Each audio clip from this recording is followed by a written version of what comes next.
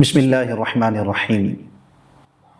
نبی اکرم صلی اللہ تعالی علیہ وآلہ وسلم کی چچی جان حضرت سیدتنا ام الفضل بنت حارث رضی اللہ تعالی عنہا ایک مرتبہ رسول اللہ صلی اللہ تعالی علیہ وآلہ وسلم کی بارگاہ میں حاضر ہوئی اور عرض کیا، یا رسول اللہ صلی اللہ تعالی علیہ وآلہ وسلم، میں نے ایک خواب دیکھا ہے اور وہ خواب اتنا خوفناک ہے کہ بیان کرنے میں مجھے خوف آتا ہے، مجھ میں جرت نہیں کہ بیان کر سکوں۔ رسول اللہ صلی اللہ تعالی علیہ وسلم نے ارشاد فرمایا، بیان کرو بیان کرو۔ مشکات شریف کی روایت عرض کر رہا ہوں۔ عرض کیا، یا رسول اللہ صلی اللہ تعالی علیہ وآلہ وسلم، میں نے خواب میں دیکھا کہ آپ کے جسم مبارک کا ایک ٹکڑا کاٹ کر میری گود میں ڈالا گیا ہے۔ یہ سن کر رسول اللہ صلی اللہ تعالی علیہ وآلہ وسلم نے ارشاد فرمایا کہ گھبرانے کی کوئی بات نہیں ہے، یہ خواب تو بہت اچھا ہے۔ اللہ تبارک و تعالی فاطمہ کو بیٹا عطا فرمائے گا اور وہ تیری گود میں دیا جائے گا۔ اور وہ کون سا بیٹا تھا؟ امام حسین رضی اللہ تعالیٰ عنہ۔ اور پھر بالآخر ایسا ہی ہوا کہ ان کی گود میں دیا گیا۔ حضرت سیدنا امام حسین رضی اللہ تعالیٰ عنہ کی کیا شان ہے، جن کے بارے میں رسول اللہ صلی اللہ تعالی علیہ وآلہ وسلم ارشاد فرمائے، ترمذی شریف کی حدیث پاک ہے کہ حسین منی وانا من الحسین، حسین مجھ سے ہیں اور میں حسین سے ہوں۔ اللہ اکبر۔ حسین منی، حسین مجھ سے ہیں، وانا من الحسین، اور میں حسین سے ہوں۔ یعنی نبی اکرم صلی اللہ تعالی علیہ وسلم نے امام حسین رضی اللہ تعالیٰ عنہ اور اپنا اتنا قرب بیان فرمایا کہ گویا کہ حسین اور مجھ میں اتنا زیادہ قرب ہے کہ حسین مجھ سے ہے اور میں حسین سے ہوں۔ سبحان اللہ۔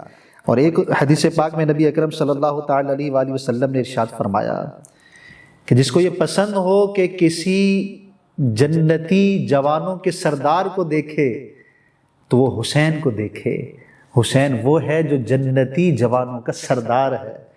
سبحان اللہ۔ حضرت سیدنا ابو ہریرہ رضی اللہ تعالیٰ عنہ فرماتے ہیں، ایک مرتبہ نبی اکرم صلی اللہ تعالی علیہ وآلہ وسلم مسجد نبوی میں تشریف فرما ہیں اور حضور علیہ السلام نے فرمایا کہ بچہ کہاں ہے، بچہ کہاں ہے؟ امام حسین رضی اللہ تعالیٰ عنہ کے متعلق فرمایا۔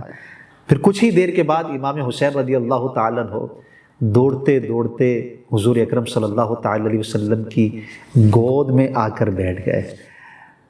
ارشاد فرمایا گیا کہ جب گود میں بیٹھے تو امام حسین رضی اللہ تعالیٰ عنہ کا بچپنا ہے، حضور علیہ السلام کی داڑھی مبارک کے اندر ہاتھ ڈال رہے ہیں اور نبی اکرم صلی اللہ تعالی وسلم ان پر اتنی شفقت فرما رہے ہیں، اتنی محبت کا اظہار فرما رہے ہیں کہ ان کی پیشانی کے بوسے لے رہے ہیں، ان کے منہ کے بوسے لے رہے ہیں۔ سبحان اللہ سبحان اللہ۔ اور نبی اکرم صلی اللہ تعالی وسلم نے ارشاد فرمایا، بوسے بھی لے رہے ہیں، ارشاد فرمایا، اللہم انی احبہ، اے مالک و مولا بے شک میں اسے محبت کرتا ہوں، فاحبہ، تو بھی اسے محبت کر، میں حسین سے محبت کرتا ہوں، اے مالک تو بھی اسے محبت کر، واحب من یحبہ، اے مالک و مولا تو اس سے بھی محبت کر جو میرے حسین سے محبت کرتا ہے۔ سبحان اللہ۔ رسول اللہ صلی اللہ تعالی علیہ وآلہ وسلم جن کے متعلق ارشاد فرمائے، اللہ اکبر، اے مالک و مولا میں حسین سے محبت کرتا ہوں، فاحبہ تو بھی سے محبت کر، واحب من یحبہ، جو میرے حسین سے محبت کرتا ہے تو ان سے محبت کر۔ تو حسین سے محبت کرنا اللہ اور اس کے رسول سے محبت کرنا ہے، اور رسول اللہ صلی اللہ تعالی وسلم کی دعا ہے، ہمارا حسن ظن ہے کہ حضور علیہ السلام کی دعا قبول ہی قبول ہے، اللہ کے محبوب ہیں، تو جو بھی حسین سے محبت کرتا ہے اللہ اس سے محبت کرتا ہے۔ یہ اللہ کا بہت کرم ہے کہ ہم اہل بیت اطہار علیہم رضوان سے محبت کرنے والے ہیں۔ سبحان اللہ۔ امام حسین رضی اللہ تعالیٰ عنہ کی کیا شان ہے۔ حضرت سیدنا ابو ہریرہ رضی اللہ تعالیٰ عنہ فرماتے ہیں کہ رسول اللہ صلی اللہ تعالی علیہ وآلہ وسلم کو میں نے دیکھا کہ وہ امام حسین رضی اللہ تعالیٰ عنہ کے لعاب دہن کو اس طرح چوس رہے ہیں، اس طرح چوس رہے ہیں، یمتص لعاب الحسین کما یمتص الرجل التمرۃ، حضور علیہ السلام حسین کہ لعاب کو اس طرح چوس رہے ہیں جس طرح کوئی شخص کھجور کو چوستا ہے۔ اللہ اکبر، ایسی شان والے ہیں امام حسین رضی اللہ تعالیٰ عنہ۔ پیدا ہوئے حضور علیہ السلام نے نام رکھا، کان میں اذان دی، دعا فرمائی، عقیقہ کیا، اللہ اکبر، لعاب دہن ان کے منہ میں داخل فرمایا۔ نبی اکرم صلی اللہ علیہ وسلم جنتی جوانوں کا سردار قرار دے اور فرمائیں کہ حسین مجھ سے ہے، میں حسین سے ہوں۔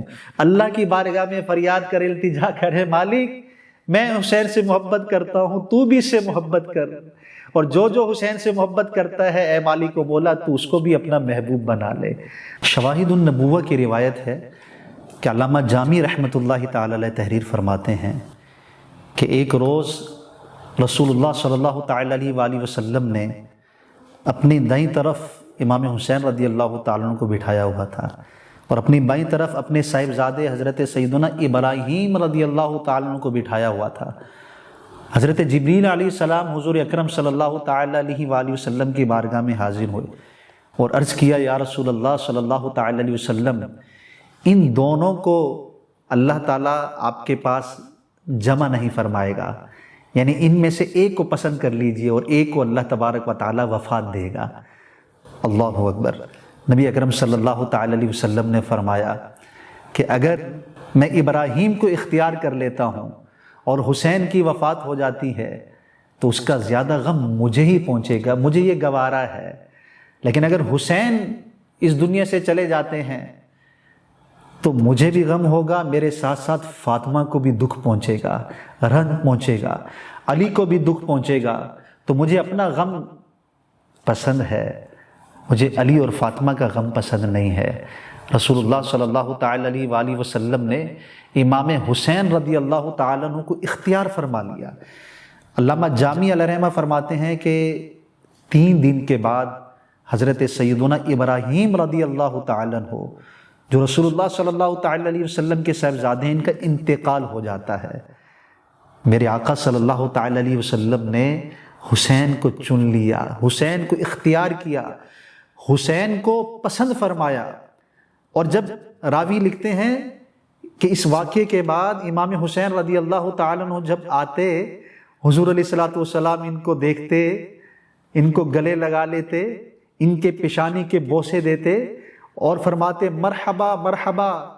ارشاد فرماتے تھے کہ حسین وہ ہے کہ جس پر میں نے اپنے بیٹے ابراہیم کو قربان کر دیا ہے، حسین وہ ہے کہ جس پر میں نے اپنے بیٹے ابراہیم کو قربان کر دیا ہے۔ کیا مقام ہے امام حسین رضی اللہ تعالیٰ عنہ کا، اتنے پکے نمازی، کثرت سے نوافل پڑھنے والے، کثرت سے صدقہ و خیرات کرنے والے، کثرت سے اللہ کا ذکر کرنے والے، خوف خدا والے۔ اور ذرا دیکھیے تو صحیح کہ 25 حج پیدل کیے ہیں، 25 حج پیدل کیے ہیں۔ وہ ذات ہے امام حسین رضی اللہ تعالیٰ عنہ کی، پیدل چل کر 25 حج ادا فرمائے۔ اللہ تبارک و تعالیٰ کی ان پر کروڑوں رحمتوں کا نزول ہو اور ان کے صدقے ہم سب کی بخشش و مغفرت ہو۔ آمین آمین یا رب العالمین۔